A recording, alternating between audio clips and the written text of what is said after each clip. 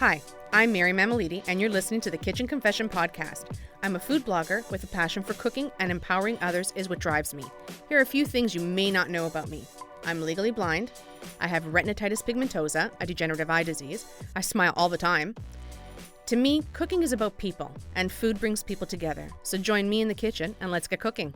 Today, my guest is Cathy Ausman. Hi, Kath. Hey, Mare. Cathy also happens to be my cousin. So welcome, and thank you for sitting and chatting with me today. Thank you. I wanted to start off with just maybe a little bit about yourself.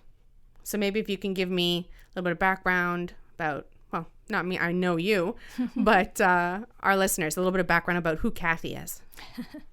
Okay, well, I'm totally blind. I lost my sight when I was 14 or 13 and a half.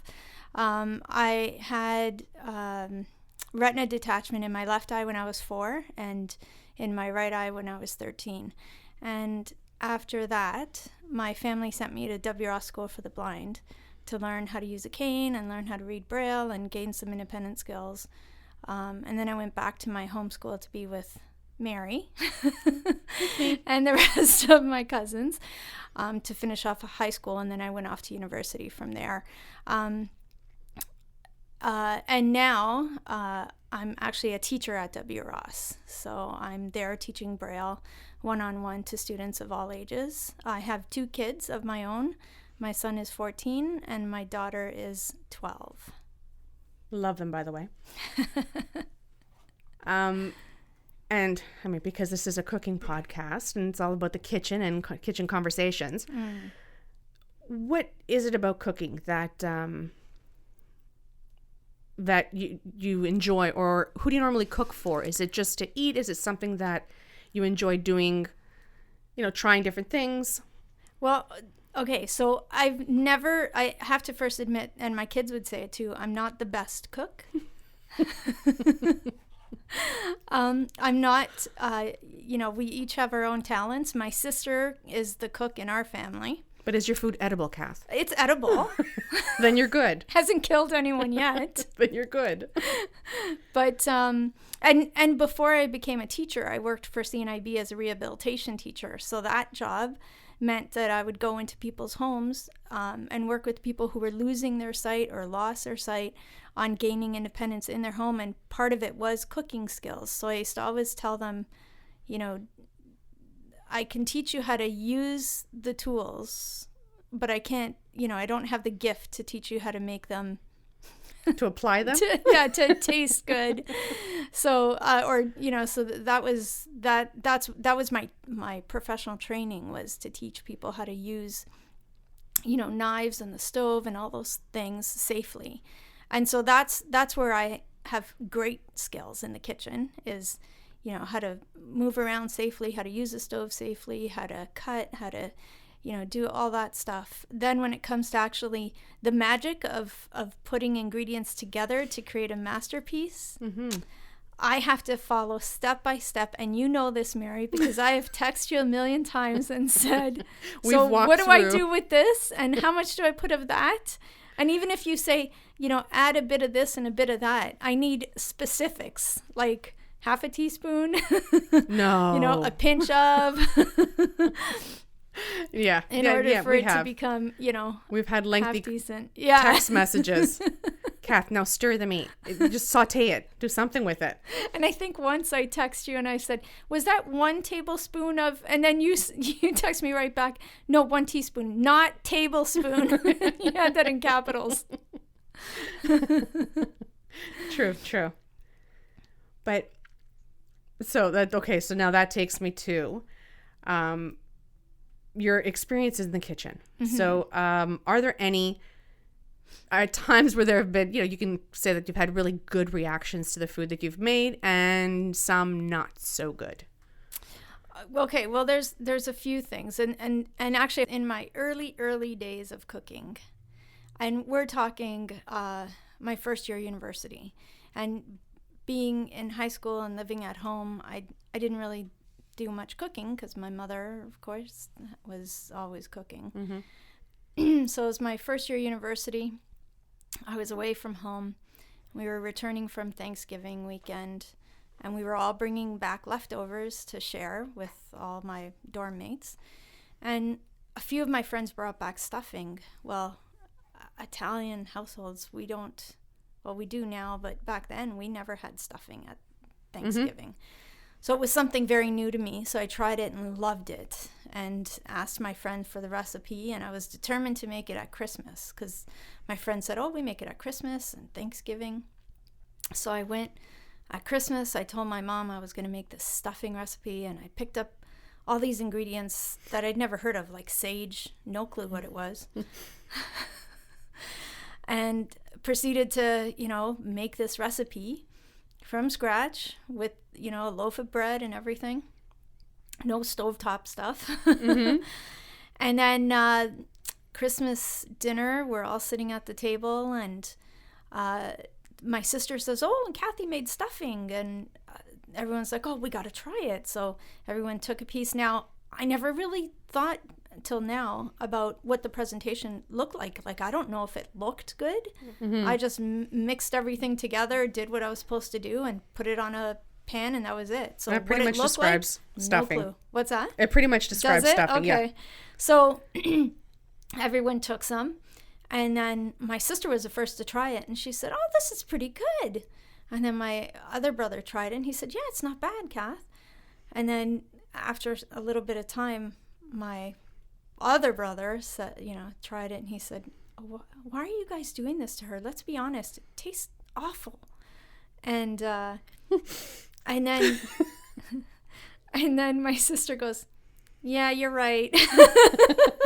So they were all blatantly lying to you because they were trying to spare your feelings. Yeah. And it's so funny because coming in today, I saw the one brother who was blatantly honest with me. And I said to him, do you remember that? And he said, no. And I explained to him what happened. He said, I said that? That was terrible. I'm sorry. Well, we can always count on him to be honest. Yeah, exactly. And actually, a friend of mine brought this up just the other day where I was making stuffed bell peppers with quinoa. And I've done it before, and it turned out half decent, and the kids seem to like it. At least Giovanni does. Maybe not so much my daughter, who only eats pasta. So I was preparing everything. I cut open the pepper. I dished out all the seeds. I cleaned it all out nicely, and was cooking the quinoa and everything. But I kept checking the quinoa, and the texture wasn't right, and it seemed to take forever, and I didn't know what was going on. Finally, I thought, okay, it's got to be ready. But I took it off, and I said, well, it's still watery, and it should be all clear, like it should be ready to go. And then I don't know who came in. It was either my son or my friend, I forget, and they pointed out that it wasn't quinoa. It was, and I had gone shopping that day, and I bought a bag of quinoa and a bag of oats. Oh, and how in God's name did I mix those two up? It didn't even dawn on me to check. Wait, let me backtrack. Was it the large flaked oat, or was it, because you can mix it up, or if it was the steel cut oats? Yes, thank you. It wasn't coming to mind. The only thing is, if I do buy steel cut oats, but they're in a can. Okay. And the flaked oats that I have are in a bag, similar to what the So you used the flake. I must have. I don't know. And I was like, and so then I suggested, okay, let's throw in some brown sugar. We'll have oatmeal for dinner. I'll have oatmeal. There's a silver lining to everything, right? Well, at least you still ate. Yeah, I suppose. I love that. But yeah, it's funny because sometimes you forget about those mishaps or those funny moments, right? Even if you laugh about them, then a few years down the road, you forget all about them. Now, are you the type of person, because I'm the type of person that laughs immediately when I make a mistake or when I choose an ingredient that shouldn't have been in there. So, salt for sugar, whichever the case, or do you laugh about it right at that moment, or is it something that you kind of beat yourself up about and then it's like, okay, it is funny? A little bit of both, depending on who's with me. Oh, so if you're trying to and impress their reaction, someone. Right? So if they laugh, I laugh. And you know, if my kids are like, oh my gosh, Mom, what'd you do? You know, like, I don't know. It's hit and miss, right? Yeah. Okay. What would you say is something that you like best about cooking? And what is the least thing you like about cooking?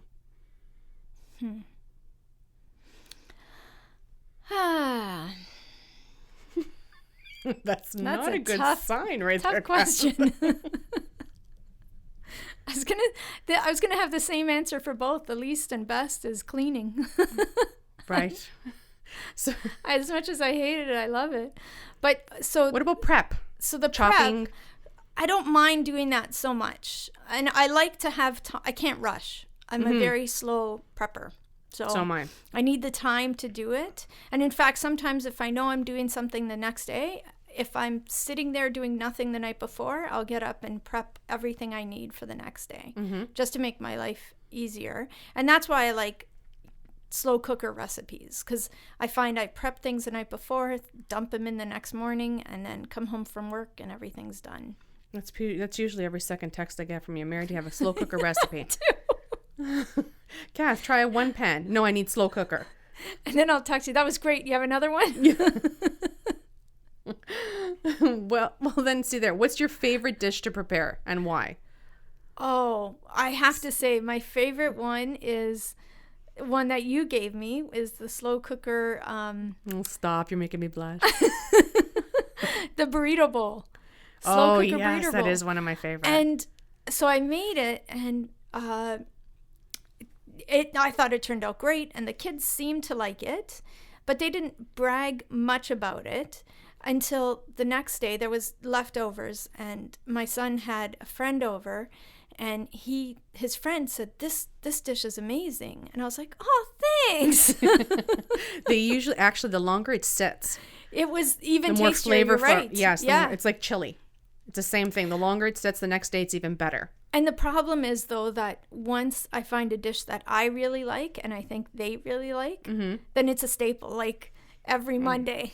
That gets added into the meal rotation. So until they say, we're having that again. But yeah, that's my favorite dish right now. Is there a chef that you admire most, or a chef that you inspires you to make certain dishes?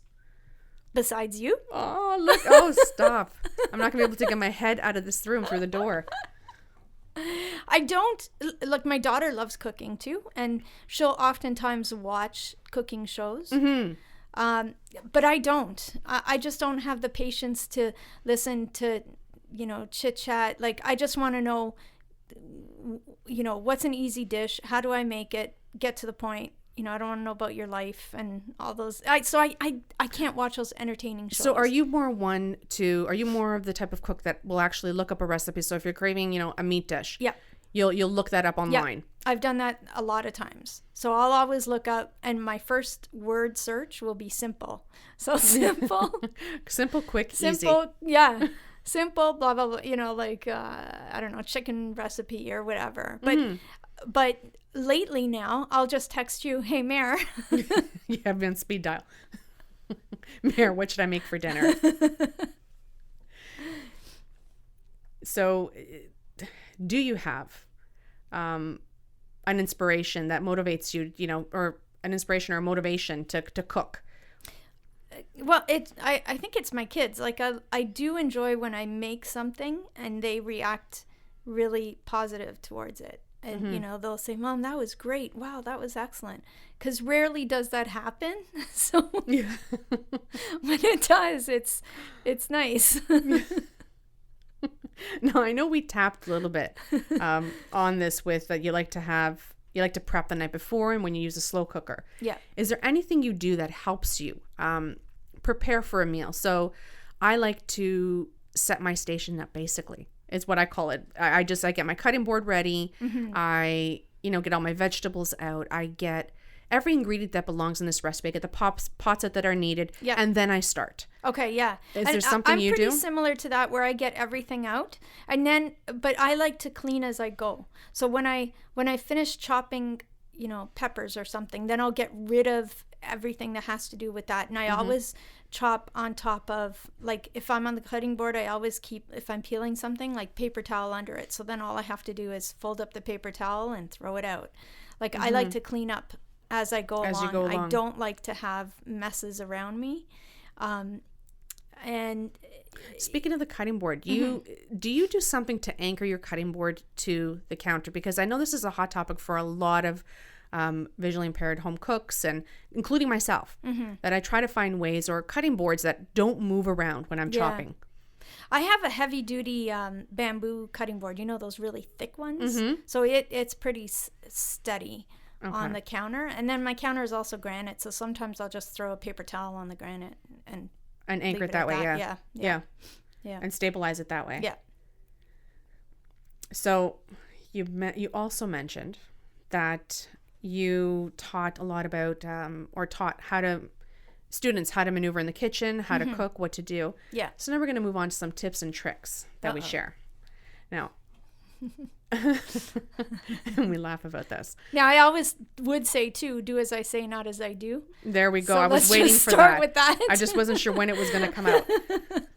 So when you're teaching or when you did teach your students, what were some of the tips that you would give them? So in terms of either frying, knives, anything, measuring. Okay, so for example, frying, if they're using a pot or a frying pan, anything on the stovetop, always keep the handle to 3 or 9 o'clock. Okay. And that's so you're not reaching far beyond your body to grab the handle, nor should it be in front of you where you could accidentally tip it. Always have your sleeves rolled up, tie your hair back, make sure there's nothing hanging like necklaces, anything like that when you're around the stovetop. And if you're using, like if you're unsure where the handle is, use something like a wooden spoon to go around the perimeter of the pot until you hit the handle, so that you're not like reaching out over the pot where you could get burned by steam or accidentally touch the burner. Yeah. That's a great tip. As for like measuring, instead of getting like a measuring cup that has a different measurements in it, get the individual measuring cups, right? So quarter, half, and always measure over a tray or over a sink. So if anything spills, it contains the mess. Yes. So nothing then spills down the counter. There's always something spilling over. Yeah. And then same with measuring spoons. Like make sure you're using a tray underneath or doing it over the sink. So if anything again spills, it contains it. And there was something. And the big thing is like when you're cutting and you're using a cutting board, when you're done cutting for a minute, so you're adjusting, say, the cucumber or whatever it is you're cutting, tuck the knife under the cutting board so you know where the blade is at all times, so that the handle is just sticking out from under the cutting board, and there's no chance of you grabbing the and losing blade. A finger. Yeah. And then when you're peeling something like a cucumber, putting a paper towel underneath, so when the peels come off, they go onto the paper towel, and all you have to do is fold up the paper towel and throw it out. And it prevents you from having to do the search along the counter. Where'd it go? Yeah. And so those are things that I pretty much use. Those tips I use myself. Sometimes what about pouring liquid? Pouring liquid, I usually pour over the sink. There are liquid level indicators that people use. I've just heard about that. Yeah, they beep when they get close to the rim. I use like weight as an indication. I pour over the sink. If I'm pouring for myself, I'll stick my finger just at the very top rim. So if by chance it gets very close to the rim, I could tell. But if I'm pouring for someone else, I'll just ask them to pour their own glass. Right. Because I don't want to stick my finger, and nor do they want that either. Or you can do what I say. I've washed my hands. Yeah, that's true.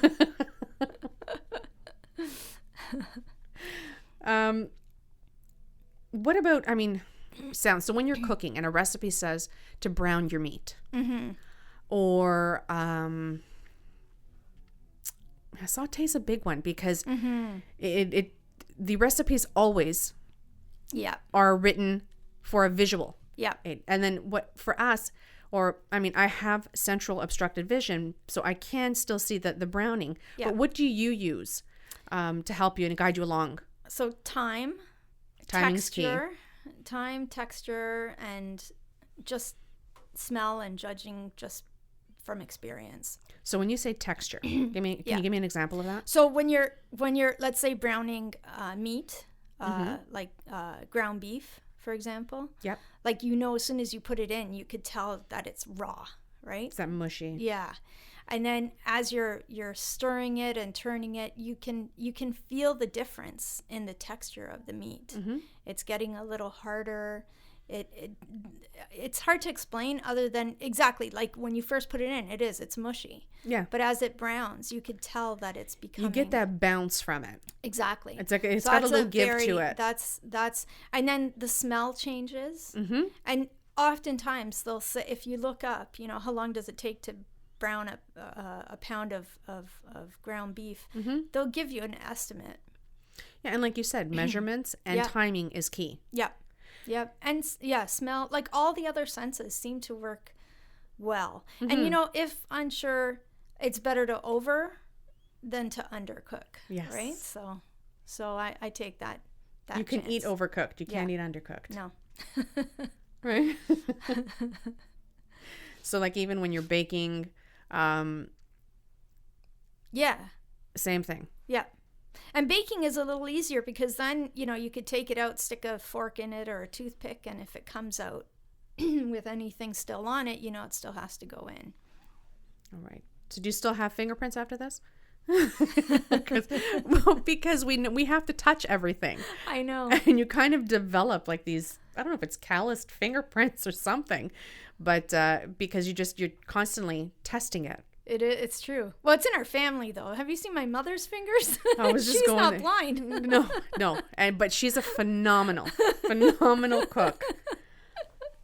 Is there anything about like was she your inspiration, Kath, or motivation to cook? Or God, no. My mother is a great cook, but I don't think she ever had an ounce of faith in me cooking. So it's knowing your mom, that's why I'm laughing. Not at all. Your mom's a joker, but very honest. Yes. She'll say I never went to her for anything. But if I do go to her and say, Ma, how do you make this? She'll say to me, well, I'll just make it for you. It's easier. My favorite, you told me a story about your mom. You were asking her about a recipe and she kept leaving out an ingredient. Oh, gosh. See, this is bad. I don't remember. It was about leaving out an ingredient, and you kept on asking her, mine isn't turning out the same way. And your mom's saying, well, I gave you the ingredients. And you're convinced that your mom's definitely leaving out an ingredient. So you have to go to her to get the actual food. Yeah, well, and she probably did it on purpose, right? Is what I probably said. You did. I was being nice. I keep telling my daughter, you go and ask Nonna how to make those because she'll tell you. But you mentioned your sister. Does your sister inspire you to make things, or is there any? She's an excellent cook. I know, I've had Mary's. Yeah, she's an excellent cook, and I call her too, and I'll say, how do I make this, or how do I? And first she'll start by saying, oh, I wish I lived closer. But then she will, she'll tell me how to do it, or she'll give me an easy recipe for something. So she has helped me along the way. Right. And I want to mention that Mary also has a visual impairment. That's right. Like the two of us. Yeah. And we need to get her on here. Yes. She's a phenomenal cook, and I'm sure she has some great stories. She would definitely. Okay. We have to talk to her, yeah. All right, Kath. So it's time for a little quick game I call This or That. This or that. This or that. This or that. Okay. And what I'm going to do is I'm going to give you the option to choose one or the other. So basically this item or that item. Okay. In less than a second, you have to respond. Okay. All right? Okay. You ready? Mm-hmm. Here we go. First one. Savory or sweet? Savory. Baking or cooking? Cooking. Eating chili with a spoon or fork? Spoon. Soap on a sponge, or do you soak your dishes in soapy water? Sponge. Jamie Oliver, Bobby Flay? Jamie Oliver. Yes, Kath. Iron Chef or Chopped? Iron Chef. Parsley or cilantro? Parsley. Now, this is really important. Do you peel a banana from the stem or from the bottom? From the stem. Yes, see, we're related.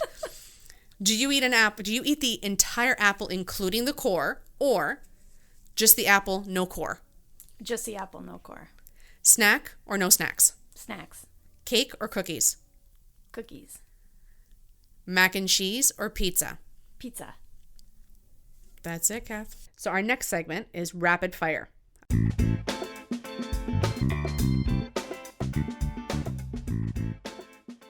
I'm going to ask you 5 questions. Okay. And I want you to respond as quickly as you can to each one.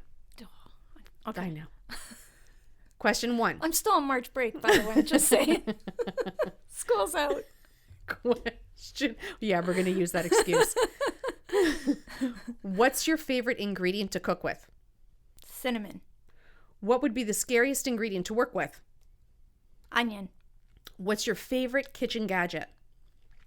Peeler. What's your favorite meal of the day and why? Breakfast, because I have my own quiet routine in the morning before the kids get up, and it's my time to just sit and enjoy. What's your food guilty pleasure? Dark chocolate. Really? Mm-hmm. Wouldn't have pegged you for that. Mm-hmm. More of a milk chocolate kind of girl, I thought. No, dark chocolate. Okay. For our next segment, we're going to be playing a game, True or False.